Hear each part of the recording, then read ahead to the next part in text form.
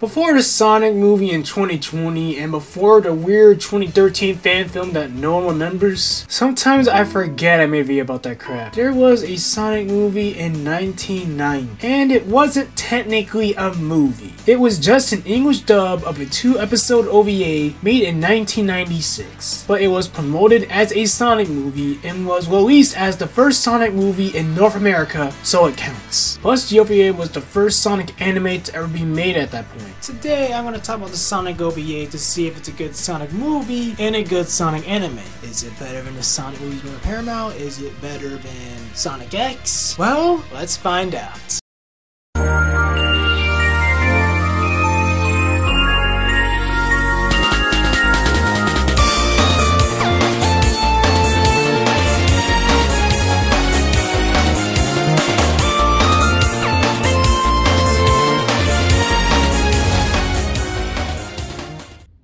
The Sonic the Hedgehog movie, also known as the Sonic OVA, is about Sonic and Tails teaming up with Dr. Robotnik to stop Metal Robotnik from destroying the planet Freedom, aka this movie's version of Mobius. So Sonic and Tails go to the land of darkness to stop Metal Robotnik's generator from destroying the whole planet. Then they get to Skyscraper Scramper, but now it's abandoned and flooded. Wow, so this takes place in the future when the restrictor causes America's downfall?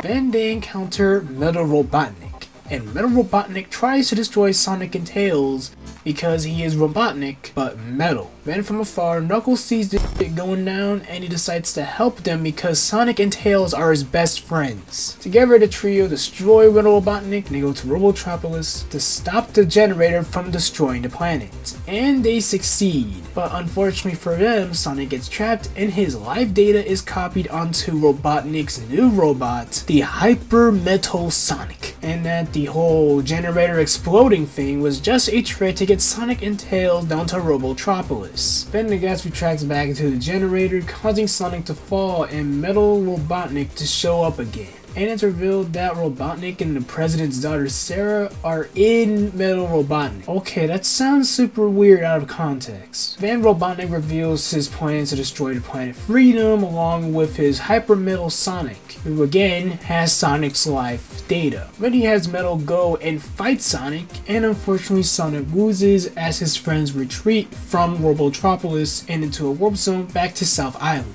Then when they get home, the president tries to contact Sonic for an update if the generator is destroyed, and Knuckles tells the president that there was no generator and that Robotnik was using them the whole time. He also tells the president about Hyper Metal Sonic and the planet's weak spot. Then Tails tells the president that Sonic cannot know any of this because if he does, Metal will know about it and he will attack the planet's weak spot if he finds out. Unfortunately for them, the obvious happens. Sonic is revealed to be in the room the whole time and heard almost all of the entire thing, which is bad because now Metal knows and he goes to Cool Edge to destroy the glaciers. Then Sonic shows up to kick his ass and to stop him from destroying the planet. Then Tails and Knuckles show up to help Sonic and to save the president's daughter Sarah from Robotnik. After a badass fight scene, the president and the old Owlman are trapped in a ship because why not?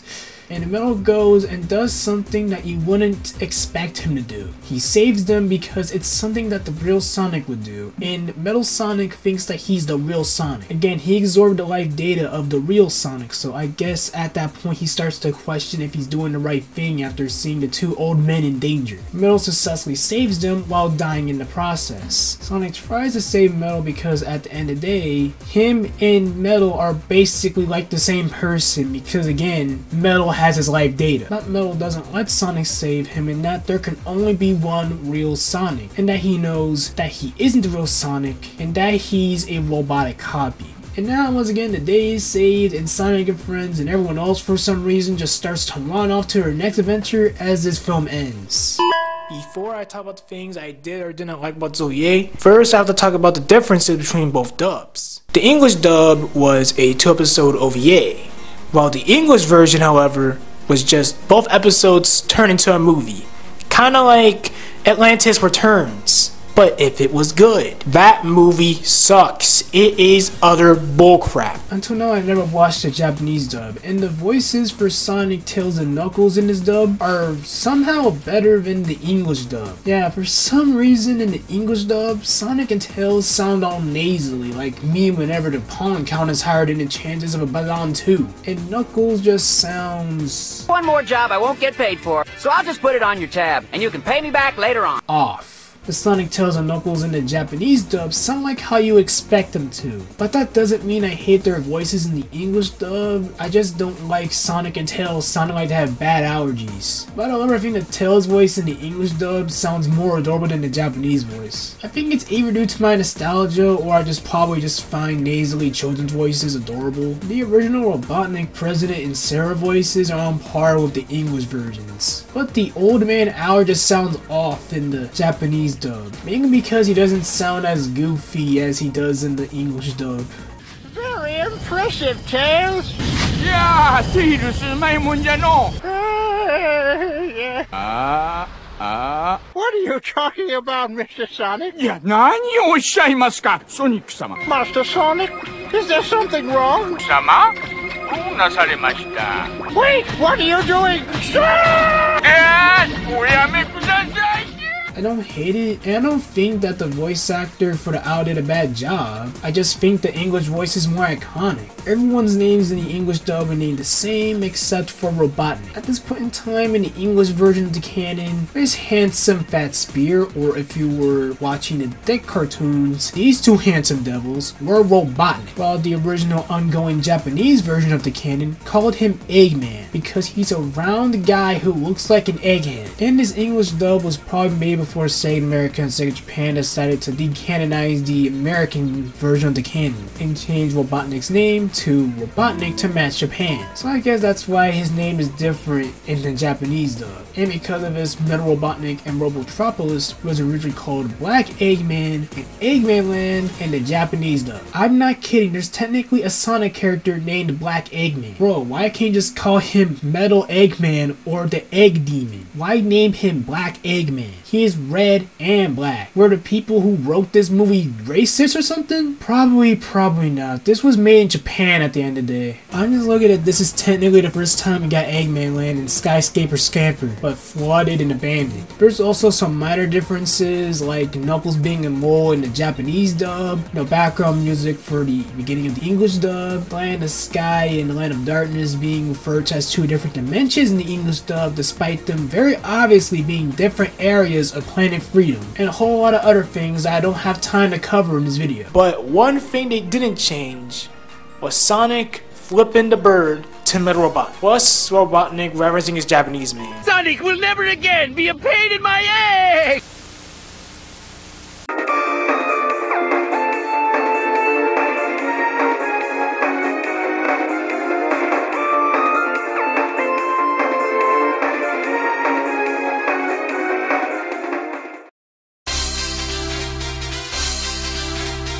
Now we're finally going to talk about the things I liked or didn't like about this OVA, and there's a lot I liked about this OVA. The main thing I liked was the animation and the voice act. The animation for this OVA was done by the same studio that would go on to work on popular animes like Naruto, Bleach, and Kingdom. Studio Periot. Or is it I have no idea how it's pronounced. Someone please correct me in the comments. As for the voice acting, the Japanese version is better, but I'll always have a soft spot for the English version. Either way, it's not bad. Both the English and Japanese voice casts did a good job, but I understand if you prefer the original Japanese dub. Either way, I think both dubs are great in their own right. At the end of the day, it's all about preference. I like the personality of all these characters except for Sonic and Sarah. I'll go more into later about why I hate Sarah, but Sonic is just a bit off because I guess Sonic's adventurous and chill personality could be misinterpreted as arrogant. At times Sonic could come off as a little bit arrogant, but he still acts like Sonic, and let's be real, this Sonic is better than 2010 Sonic. This Sonic is way more arrogant and super annoying. more annoying than this Sonic. And at least the OVA Sonic didn't make me cringe. I'm sorry for bringing up 2010 Sonic, but I just think he's very annoying and that Roger Craig Smith just didn't fit. I like Martin Burke, who just makes him sound like a nasally Sonic. But Roger did do a better job in Frontiers, but that's mainly because he uses a deeper voice and he didn't have anything cringy to say because Pontac and Grad did not write this game. And that's all I gotta say about 2010's and modern Sonic, and why OVA Sonic is better than 2010 Sonic. Another thing I liked was the music. Soundtrack here was inspired by Sonic CDs, particularly the Japanese soundtrack, because it just has a groovy vibe like the Japanese soundtrack. Plus the OVA in general just takes some inspiration from CD like Metal Sonic, a pink love interest, and Warp Zones. Plus I really like the look of the Land of Sky, the Ancient Relics, and Eggman Land. The locations here all look nice and they all look like they could have been in a classic Sonic game. If Sonic Team made a classic Sonic game on the Saturn. A real classic Sonic game. I guess the reason why the OVA ends like that is because if it did better in Japan, they would have did more episodes. And obviously that did not happen because for some reason in Japan, they did not like him back then. So for now, the OVA only has 2 episodes, and honestly, I wouldn't have it any other way. This OVA leaked so Sonic X could run, which worked out in the end because Sonic X gave us Jason Griffith and Mike Pollock. Ah, Sonic the Hedgehog! Snooping as usual, I see. Snooping as usual. Fight scenes and Metal Sonic's sacrifice scene are the most iconic parts of this movie. Mainly because it's one of the few animated adaptations, and the only time outside the games where Metal Sonic talks. Hell, he only talks in this in Sonic Heroes. I wonder what happened to make Sega not let Metal talk or be a badass anymore. I wish Metal got the opportunity to speak more in the games and in Boom. Unfortunately for now, it looks like that Metal is gonna remain silent, which is such a shame. There is rarely anything bad I could say about this OVA, except for one thing. Again, I don't really like Sarah, and let's be real, every Sonic fan on this earth also doesn't like Sarah. She's pretty much like Amy when she was in the adventure games, with her having a crush on Sonic, but if she was an annoying spoiled brat. Whilst her having a crush on Sonic doesn't make sense because he's a human girl and Sonic is a male hedgehog, what's with the pre-Paramount Sonic movies and animal-human romance? The Sonic fanfill from Blue Cord did this same thing and dear god, it's somehow weirder here. Also, the whole Robotnik wanting to marry Sarah thing just aged poorly. For all we know, Sarah could be 16 because for some reason in animes, 16-year-old girls look like this. Plus, she acts like a little girl and she is the president's daughter. And we all know there's no such thing as a grown-up president's daughter in movies and TV shows. And if you don't believe me, well, remember Corn House and Spy Kids 2? I don't know if this was the writer's intentions or not because again, this was made in Japan. So seeing this scene for the first time in a while just rubbed me the wrong way. Plus the part where Metal Sonic looks up her skirt. Other than that, I don't really have a problem with the OVAs, just those parts that bothered me. Now to end this video, do I think the OVA is better than the Paramount Sonic movies? No. Do I think it's better than Sonic X?